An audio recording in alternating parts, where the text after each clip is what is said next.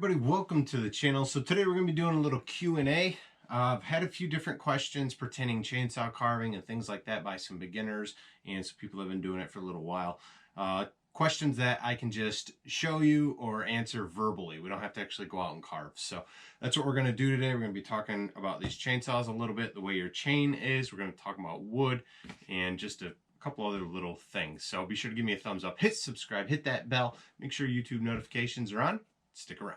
All right, guys, like I said, Q&A. The first question, don't mind me, I'm looking at my phone because I've got them right here. So I'm not going to name off who asked those questions just in case, somebody feels embarrassed or anything like that. But honestly, if you guys have carving questions, ask. I'll try to either do a video specifically, doing that thing, or we will do a Q&A sort of deal like this. Now, this question is, why not use a sander instead of an angle grinder? We don't see anyone using sanders.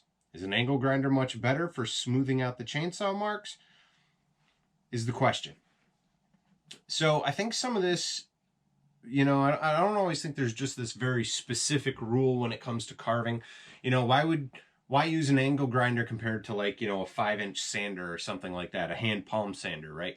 My opinion, the angle grinder goes a lot faster. We can remove material much, much quicker, and I'm not sanding chainsaw carvings to perfection. So when I'm creating high-end rustic furniture, I'm using my hand sanders, absolutely not using an angle grinder, and I am sanding my stuff to a perfectly smooth finish. When it comes to chainsaw art, I tend to leave it a little rough. Now, if I was going to do some real sculpting, and not necessarily real sculpting, but if I was going to do a really refined piece of sculpture, and I did not want it to be rough, I would actually use the angle grinder to the point where I'm able to get down to 120 grit. The angle grinder smooths things out a lot, and then maybe I would switch over to a handheld sander, a palm sander, a 5-inch disc sander, something like that. But I don't get a lot of orders for those sort of carvings, so I don't really need to take that extra step. The amount of sanding you would do with a palm sander is gonna take you a long time to really smooth that piece out, and chances are you're not going to get your money back for it. So if you use an angle grinder, you can get there a lot faster. You can swap out down to 120 grit and get it done. You can also use those Saburrtooth discs. You can go coarse, medium, fine, whisper grit.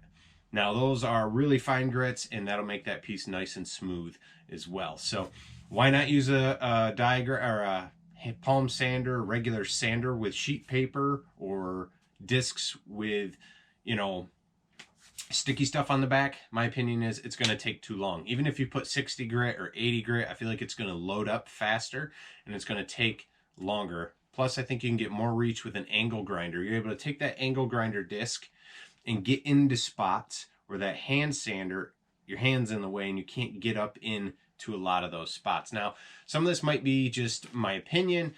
Some of it I feel like is logical sense. Now, there's probably some carvers out there that definitely use a hand sander compared to the angle grinder in some spots, which is, it's fine. It's opinionated. So that's what I've got for that. Hopefully that helped you out. Hopefully that has answered that question for you.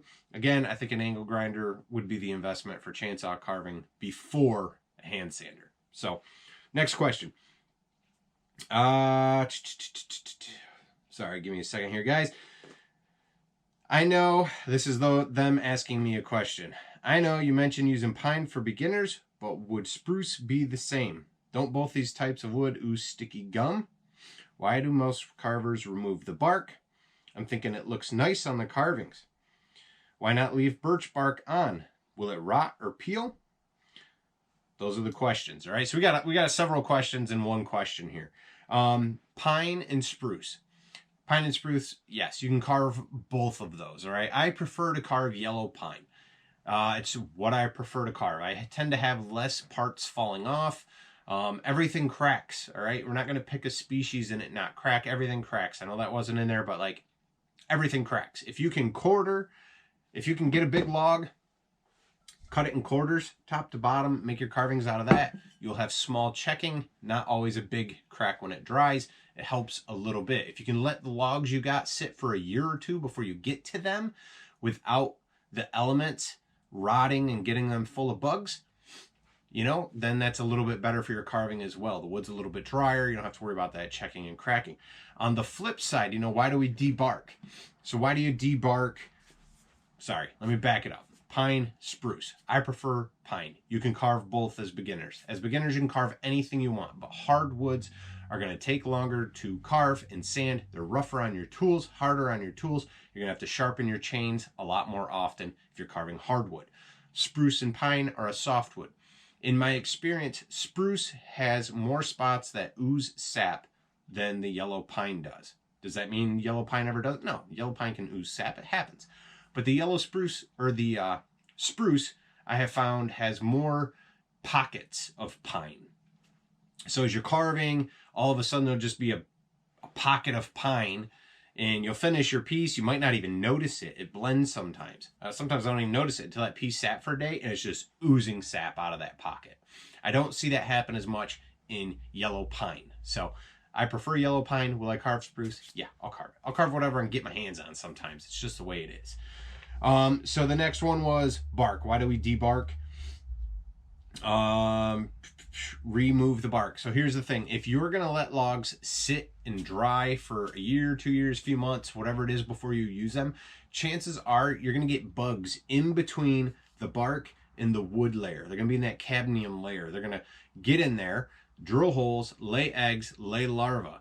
All right. And when that larva gets waking up and gets going, which is going to be about early midsummer, sometimes near late summer, usually midsummer though, they're going to start chewing into your log, and they're going to be out there crunching. You'll get holes as big as your pinky to your finger, and you'll find grubs the size of your finger in there. These great big grubs chewing the crap out of your wood.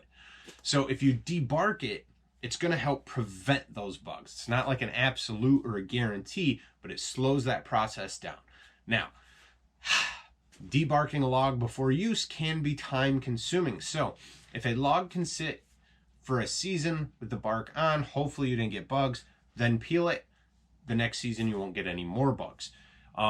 If that log can sit sometimes in the summer with it in the sun just beating, sit for a few weeks to a month, sometimes the bark comes off a little bit easier if you have a spud or, you know, a bark peeling tool.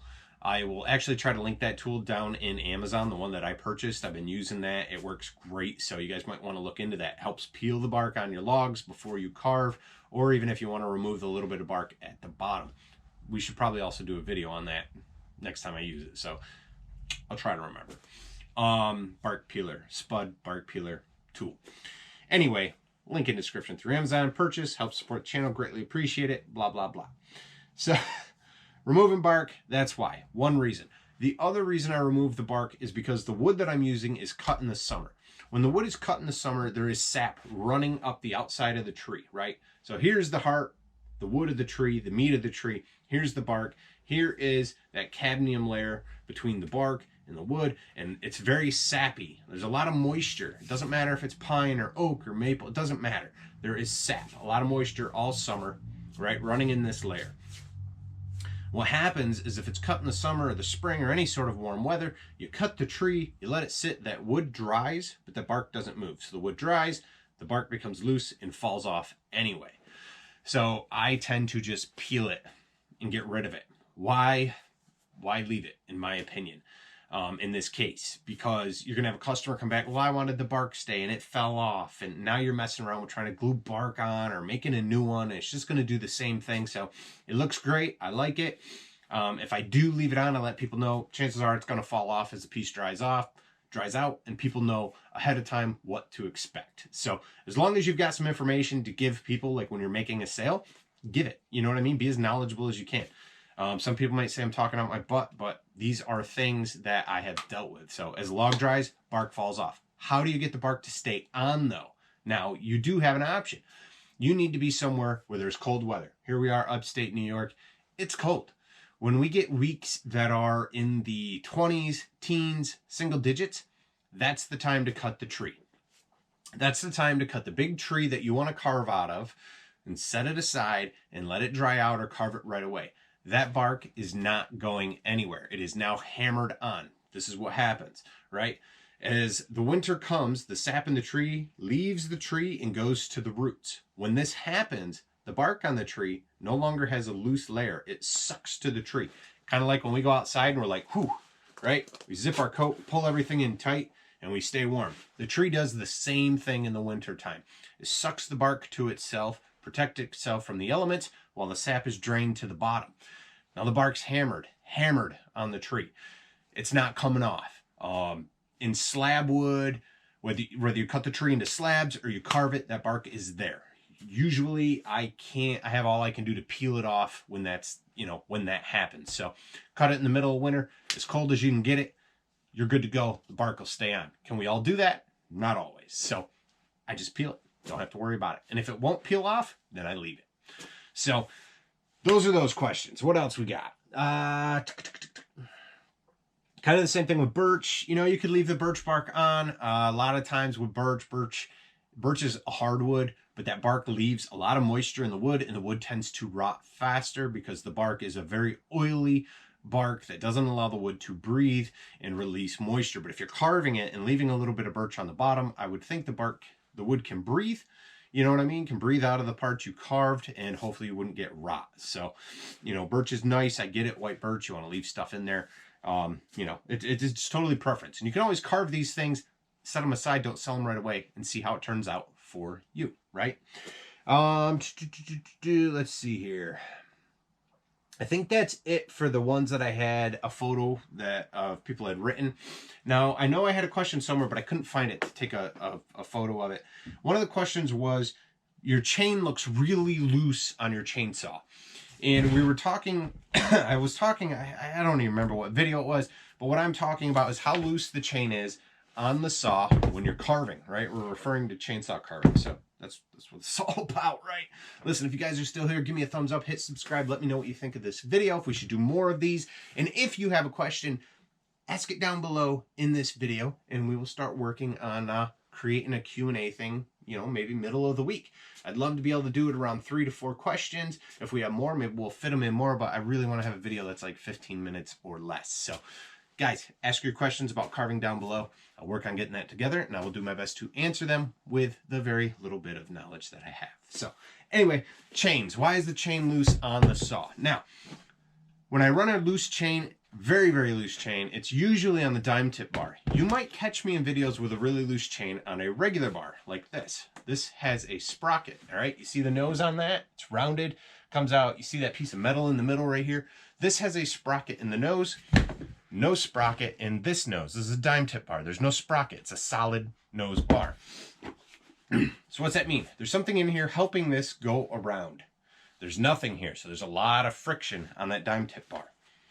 All right, this is about how loose I run the chain on this. Can you catch that more loose in other videos? Absolutely, because I'm working and I'm not stopping to adjust my chain. Right about here, give or take, all right?